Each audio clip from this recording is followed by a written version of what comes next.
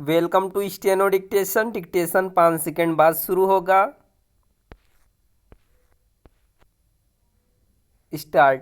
बांग्लादेश में 7 जनवरी को हुए आम चुनाव में प्रधानमंत्री शेख हसीना की पार्टी अवामी लीग को मिली भारी विजय के गहरे राजनीतिक निहितार्थ हैं।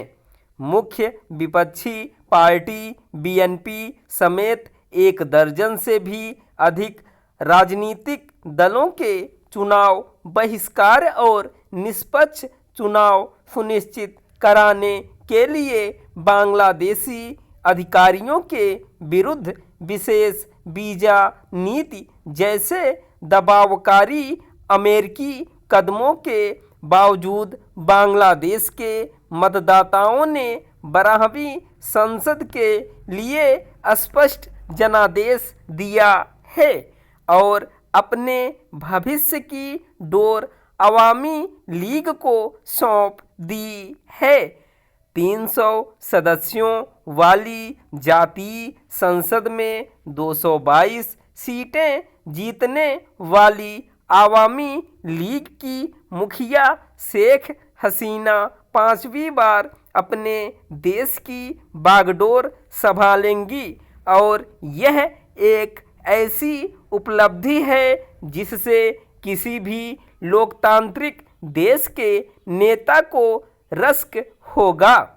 भारत हमेशा से एक स्थिर और समर्थ बांग्लादेश का हिमायती रहा है।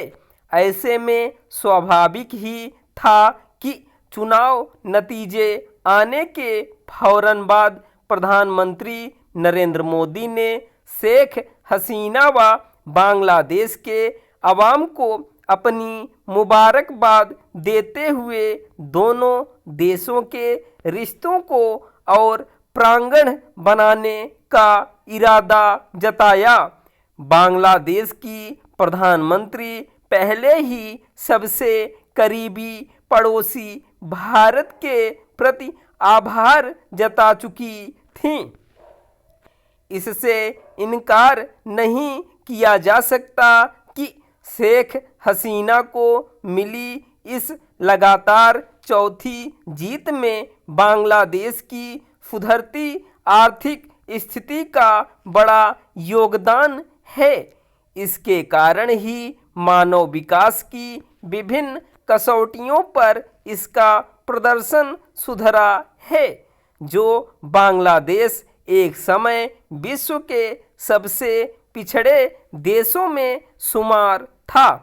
पिछले 2 दशकों में उसने शानदार तरक्की की है और इसका अंदाजा सिर्फ इसी तथ्य से लगाया जा सकता है कि जीडीपी के आधार पर वह आज दुनिया की 35वीं बड़ी अर्थव्यवस्था है।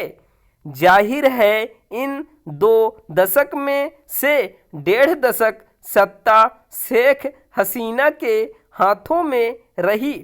हसीना जानती हैं कि यदि लोगों की माली हालत सुधरती रहे तो उनका भरोसा जीतना आसान हो जाता है। इसीलिए उन्होंने जीत के बाद सोमवार को दोहराया कि अगले 5 वर्षों में उनकी पहली प्राथमिकता देश की आर्थिक तरक्की में और तेजी लाने की होगी। मगर इस बड़ी जीत के बावजूद वह इस बात को नकार नहीं सकती कि बांग्लादेश में विपक्ष को भरोसे में लेने में वह बुरी तरह नाकाम रही हैं। निस्संदेह इसके लिए बीएनपी और दूसरी सियासी जमातों का अड़ियल रवैया भी जिम्मेदार है। मगर बांग्लादेश इस तथ्य को झुठला नहीं सकता कि वह मतदान प्रतिशत आज भी बहुत कम लगभग 40% है। ऐसे में उसे एक लोकतंत्र के तौर पर सम्मान के लिए चीन व रूस जैसे देशों के प्रमाण पत्र की नहीं, बल्कि भारत, अमेरिका, ब्रिटेन व यूरोपीय देशों के उदार लोकतंत्रों की स्वीकृति व सहयोग की ज़्यादा ज़रूरत होगी। बांग्लादेश की प्रधानमंत्री के जीवन का यह संभवतः सबसे अहम कार्यकाल है, क्योंकि इसके खत्म होने तक वह 80 वर्ष की आयु पार कर जाएंगी।